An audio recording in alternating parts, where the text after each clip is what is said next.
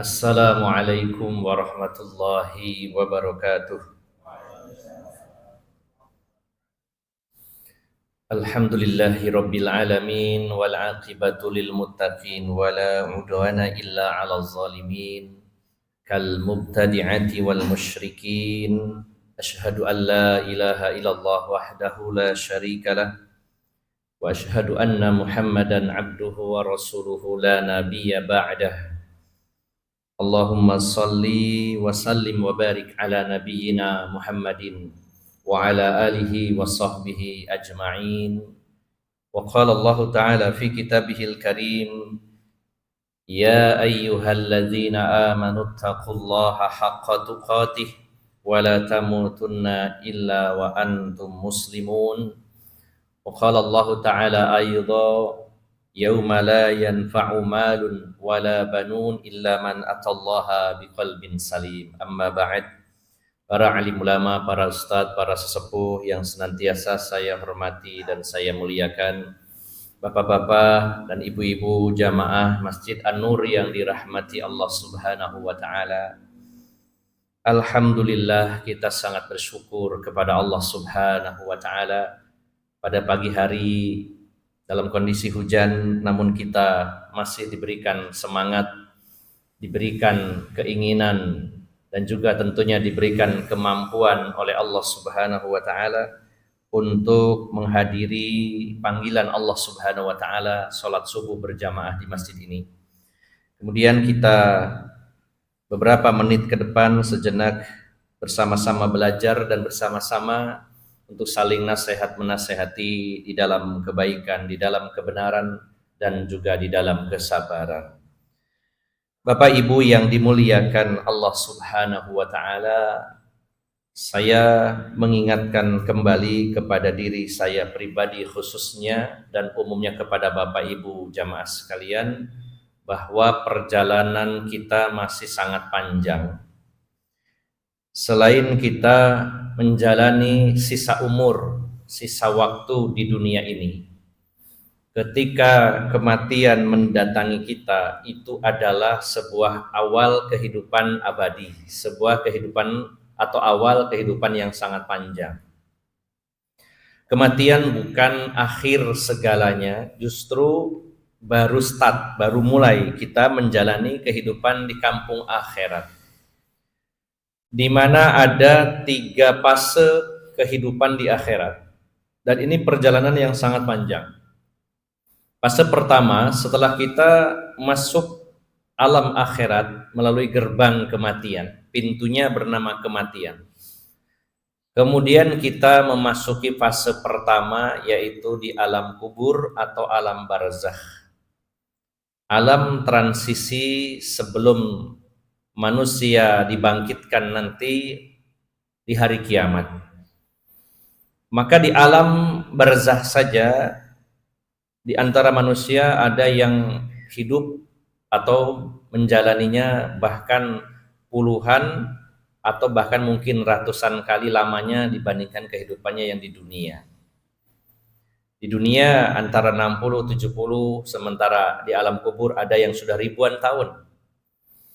Maka kita pun akan melewati fase tersebut, yaitu berada di alam kubur atau alam barzakh. Kemudian fase kedua, saat kita dibangkitkan oleh Allah Subhanahu wa taala dari kubur, kemudian melalui proses yang sangat panjang masuk ke padang mahsyar, kemudian juga kita harus melewati beberapa tahapan.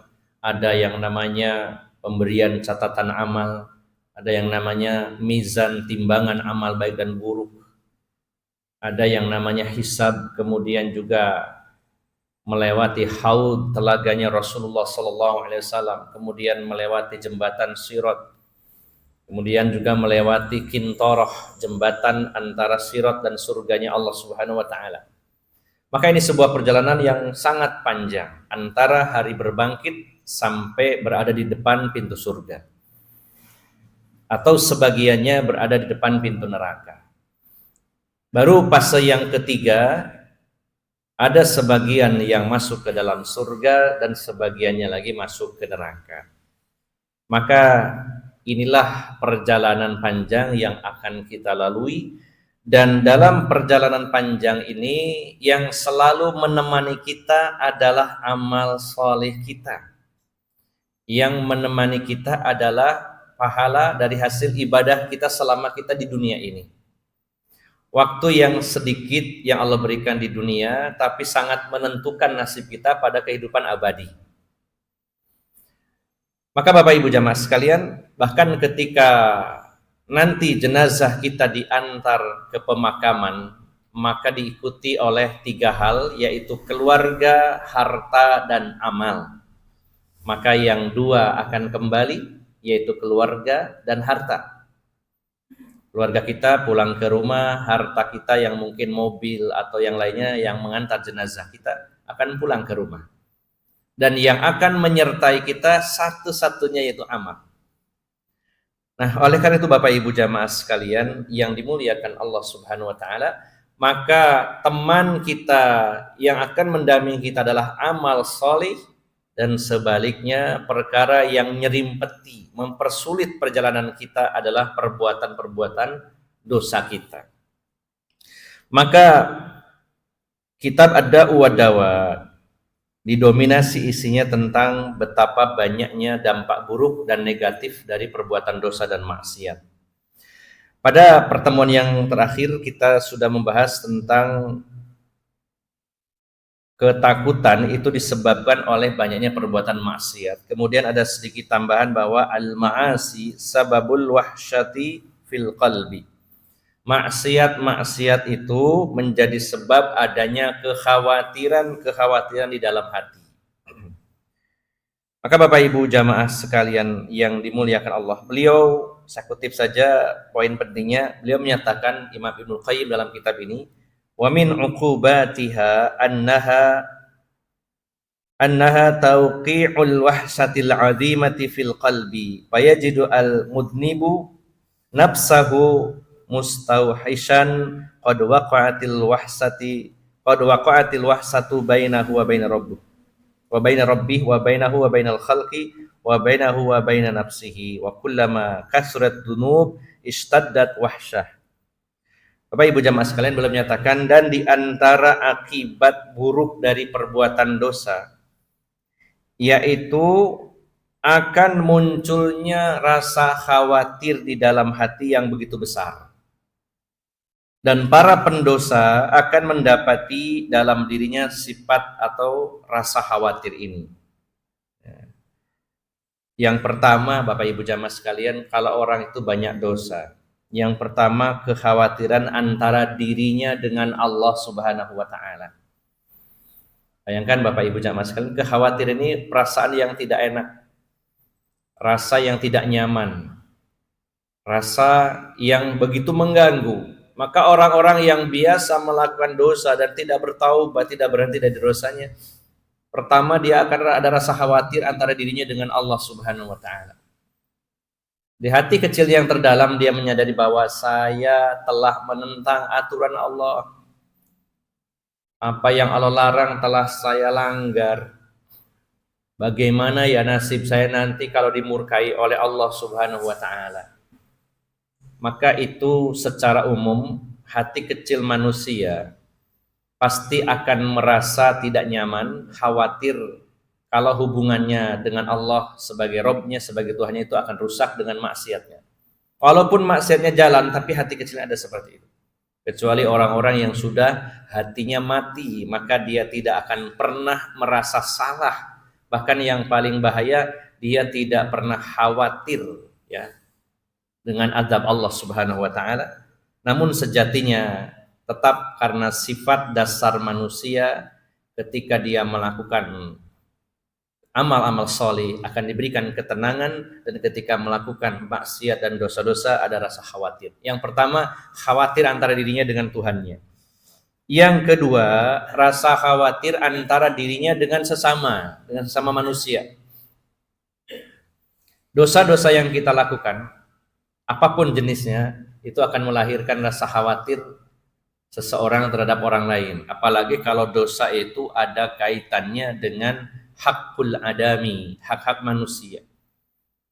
bagaimana para koruptor kita mendengar atau membaca beritanya berhasil mendapatkan uang 271 T misalkan. Itu jumlah yang sangat banyak.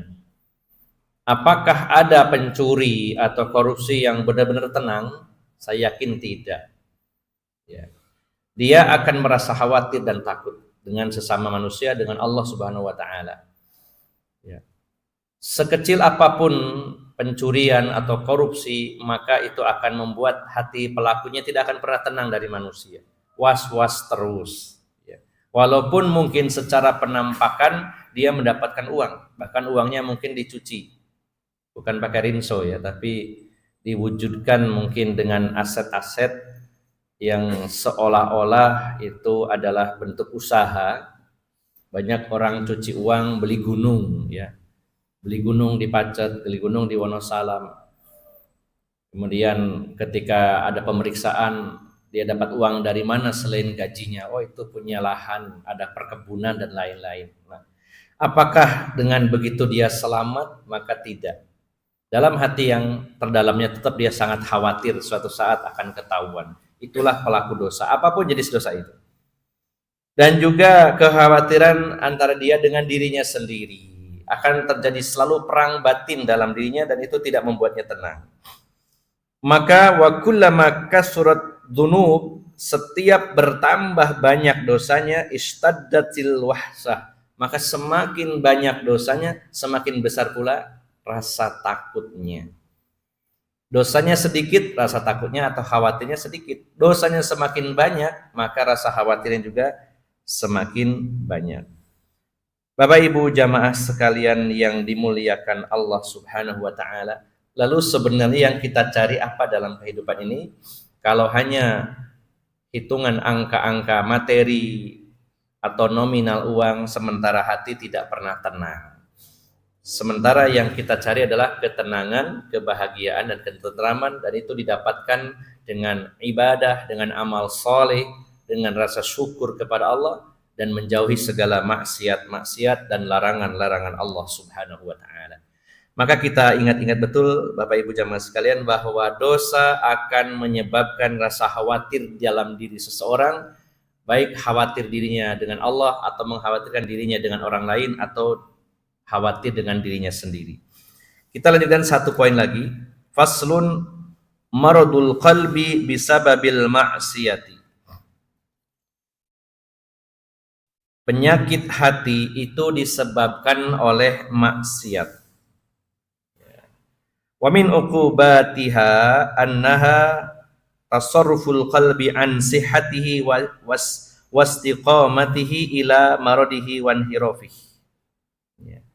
Fala yazalu maridun ma'lulan la yantabi'u bil aghdiyati allati biha hayatuhu wa salahuhu fa inna ta'tsiraz dzunuba fil qalbi ka ta'tsiril amradi fil abdan baliz dzunub amradul qulubi wada'uha wala dawa'alaha illa tarkuha. Dan di antara akibat perbuatan dosa adalah berubahnya hati dari yang tadinya sehat dan istiqomah menjadi sakit dan berpaling. Ya.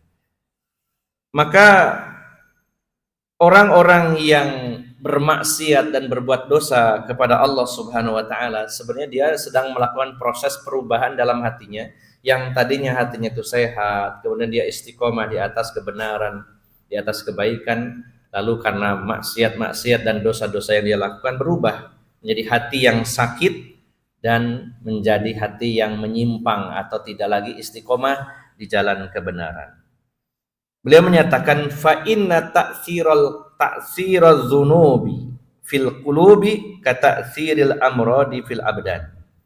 Karena sesungguhnya pengaruh dosa di dalam hati itu sebagaimana pengaruh penyakit seperti kepada badan. Bapak Ibu jamaah sekalian yang dimuliakan Allah Subhanahu wa taala, dosa itu mempengaruhi hati sebagaimana penyakit mempengaruhi badan. Bukankah ketika kita sakit, apakah sakitnya itu karena infeksi, adanya ya mikroorganisme dari luar berupa virus atau bakteri atau jamur dan lain-lain, atau mungkin penyakit yang berasal dari ketidaknormalan kondisi tubuh kita, berkurangnya fungsi-fungsi organ tubuh apapun, semua jenis-jenis penyakit, maka itu sangat tidak enak di badan kita pastinya, sangat mengganggu dan menyakiti. Begitu pula dosa kaitannya dengan hati, itu seperti penyakit pada badan kita, kata dia. Maka dosa-dosa itu adalah penyebab sakitnya hati dan obatnya adalah dengan ditinggalkan, kata dia. Kalau kita memiliki sakit atau penyakit-penyakit dalam hati, maka itu penyebabnya adalah dosa-dosa. Dan ketika hati kita sakit, maka akan bertambah dosa-dosa yang lainnya. Dan untuk menyembuhkannya adalah kita harus meninggalkan dosa secara totalitas. Nah, maka Bapak Ibu jamaah sekalian yang dimuliakan Allah Subhanahu wa taala, kita akan datang menghadap Allah Subhanahu wa taala, dan pada saat itu tidak ada yang bisa membantu kita, tidak ada apapun yang bermanfaat bagi kita kecuali hati yang bersih, hati yang selamat. Sebagaimana Allah berfirman dalam surat Asy-Syu'ara ayat 88, Allah nyatakan, yauma la yanfa'u malun wala banun illa man atallaha biqalbin salim. Ingat hari di mana harta dan anak-anak tidak ada lagi manfaatnya kecuali orang-orang yang datang menghadap Allah Subhanahu wa taala dalam keadaan membawa hati yang selamat. Bapak Ibu jamaah sekalian yang dimuliakan Allah Subhanahu wa taala, mungkin ada pertanyaan, bukankah seolah-olah antara satu ayat dengan ayat lainnya seolah-olah ini Pak, bertentangan? Dikatakan dalam ayat yang lain seperti ayat ini tadi bahwa anak tidak bermanfaat, atau mungkin dalam ayat lain fala ansaba, tidak ada nasab lagi di sana, tidak ada gunanya keturunan siapa. Namun Bapak Ibu jamaah sekalian yang dimuliakan Allah, ini ada pengecualian ketika keluarga kita adalah keluarga yang solih, maka ada manfaatnya bagi kita. Anak-anak secara umum tidak ada manfaatnya, tapi kalau anak yang solih mendoakan kedua orang tuanya, bahkan juga menjadi sebab naiknya derajat orang tuanya di surga, sebab istighfar atau permintaan ampunan anak-anaknya untuk kita. Maka ini pengecualian, karena di ayat lain juga demikian, bahwa kita akan dikumpulkan dengan keluarga kita, dengan anak-anak kita, dengan pasangan-pasangan kita, kalau mereka adalah orang yang solih. Namun ayat tadi, yauma la yanfa'u malun wala banun, tidak ada manfaat harta dan anak, ini secara umum. Ada pengecualian, yaitu kalau anak atau keluarga yang soleh maka bisa memberikan manfaat. Bahkan jika ada di antara salah satu anggota keluarga kita yang mati syahid, maka mereka punya kuota memberikan syafaat kepada 70 anggota keluarganya. Itu bermanfaat bagi keluarga yang lain. Begitu pula harta, memang secara umum tidak dibawa ke sana, tapi pengecualian adalah harta yang diinfakkan di jalan Allah Subhanahu wa taala. Tentu sangat bermanfaat di sana. Bagaimana sahabat Utsman yang sudah 14 abad yang lalu meninggal, tapi pahalanya beliau mengalir terus hingga hari ini. Karena beliau pernah membeli sebuah sumur orang Yahudi dengan harga yang sangat fantastis, sangat mahal, karena demi kepentingan kaum muslimin. Sumur ini dibeli oleh sahabat Utsman. Dan dari sumur itu akhirnya kebun-kebun kurma beliau di sekitar sumur itu juga jadi subur. Sampai hari ini, bahkan akhirnya dari hasil perkebunan kurma ini uangnya dikelola dan bisa dibelikan hotel.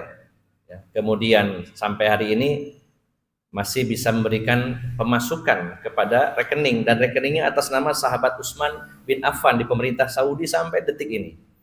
Bisa dibayangkan 14 abad beliau bersedekahnya, 14 abad yang lalu sampai detik ini bahkan semakin besar hasilnya. Dan itu masuk ke rekening atas nama Utsman bin Affan, dan itu untuk kepentingan kaum muslimin seluruhnya. Masya Allah. Maka ini pengecualian harta yang dibelanjakan di jalan Allah Subhanahu wa taala. Bahkan jihad yang lebih diutamakan, seluruh ayat tentang jihad kecuali satu ayat diawali dengan jihad harta. Sebagaimana tadi dalam surat As-Saff, Allah Subhanahu wa taala menyatakan, ya, hal adullukum ala tijaratin tunjikum min adzabin alim. Maukah aku tunjukkan perdagangan atau bisnis yang keuntungannya sangat besar, menyelamatkan seseorang dari adab yang pedih. Tu'minuna billahi wa rasulihi wa tujahiduna fi sabilillahi bi amwalikum wa anfusikum. Yaitu kalian beriman kepada Allah dan Rasulnya dan kalian berjihad, berjuang di jalan agama Allah Subhanahu wa taala dengan harta dan jiwa. Didahulukan harta. Seluruh ayat yang berbicara tentang jihad seluruhnya diawali dengan jihad harta baru jiwa, kecuali satu ayat, surat At-Taubah ayat 111. Maka para ulama menjabarkan bahwa seseorang sulit untuk berjihad dengan jiwanya, dengan dirinya, kalau tidak jihad dulu dengan hartanya. Bagaimana dia akan berjuang ketika tidak ada dana? Akan sangat sulit, walaupun tidak selalu, tapi sangat signifikan. Maka dari itu Bapak Ibu jamaah sekalian yang dimuliakan Allah Subhanahu wa ta'ala, kita akan datang menghadap Allah Subhanahu wa ta'ala, dan secara umum harta maupun anak tidak bisa memberi manfaat kecuali yang tadi. Nah, tapi yang paling menentukan adalah qalbun salim, hati yang sehat, hati yang selamat dari segala penyakit-penyakit hati. Yang paling besar adalah selamat dari syubhat dan juga selamat dari syahwat. Maka dengan seseorang menjatuhkan dirinya dalam perbuatan dosa dan maksiat, dia telah menyebabkan hatinya menjadi sakit dan tidak lagi menjadi qalbun salim. Maka jika ingin kembali menjadi qalbun salim, obatnya adalah dengan meninggalkan dosa dan maksiat. Semoga Allah Subhanahu wa taala senantiasa memberikan hidayah dan pertolongan kepada kita semuanya, agar kita diberikan keistiqomahan dan kesabaran meniti jalan Allah Subhanahu wa taala. Dan semoga kita diberi anugerah anak-anak yang bisa memberikan manfaat nanti di hadapan Allah Subhanahu wa taala, dan juga diberikan harta yang akan menyelamatkan kita hingga menghantarkan kita ke dalam surganya Allah Subhanahu wa taala. Dan semoga kita senantiasa dijaga oleh Allah dari segala dosa dan maksiat sehingga kita mendapatkan anugerah qalbun salim. Demikian Bapak Ibu jamaah sekalian, semoga bermanfaat dan mohon maaf atas segala kekurangan.